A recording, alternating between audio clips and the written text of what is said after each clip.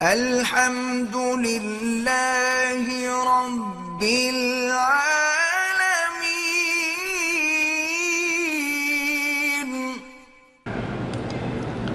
کہتے جی کہ 9 محرم اور 10 محرم کو شیعہ ماتم کرتے ہیں۔ کیا ہم ان کو ماتم کرتا ہوا دیکھ سکتے ہیں؟ یعنی تماشا دیکھنے جائیں گے؟ یہی تماشے نے تو برباد کیا ہے۔ اگر اہل سنت کے جاہل ان کے ماتم دیکھنے کے لیے نہ جائیں تو لوگوں کو پتہ لگ جائے کہ شیعہ ہیں کتنی،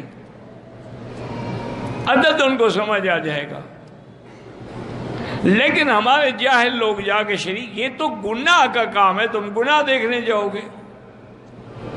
حضور پاک کی حدیث مبارک ہے کہ من لبس السود وضرب الاخدود وشق الجیوب، کہ جو آدمی سیاہ کپڑے پہنے اور چہرے پہ تھپڑ مارے اور قمیصیں پھاڑ ڈالے اور ماتم کرے، فرمایا لیس منا، اس کا میری جماعت اہل سنت سے کوئی تعلق نہیں ہے۔ اللہ کے نبی نے تو ان کو خارج کیا ہے، تم کیا تماشا دیکھنے جاؤ گے؟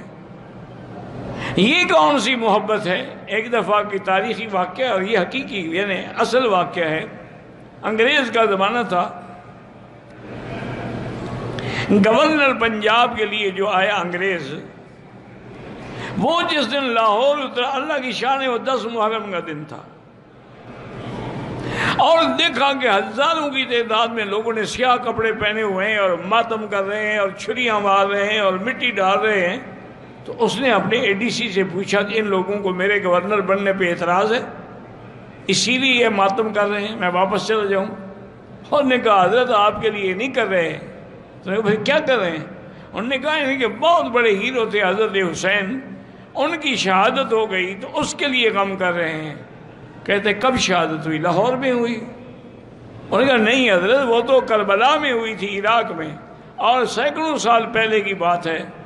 انہوں نے کہا ان کو آج خبر پہنچی ہے کہ حضرت حسین شہید ہو گئے؟ انہوں نے کہا جی نہیں، خبر تو ہے، بس ان کا یہ عقیدت ہے۔ انہوں نے کہا پھر وہ قومیں جو اپنے ہیرو پہ ماتم کریں وہ کبھی ترقی نہیں کر سکتی۔ مجھے یہ سمجھ آ گئی کہ یہ ہمیشہ اسی طرح روٹتے پیٹتے رہیں گے اور کوئی نتیجہ نہیں نکلے گا۔ تو اسی لیے ہمیشہ یاد رکھیں کہ ماتم کی مجلسوں میں جانا بھی حرام ہے، سننا بھی حرام ہے، اور شرکت کرنا بھی حرام ہے۔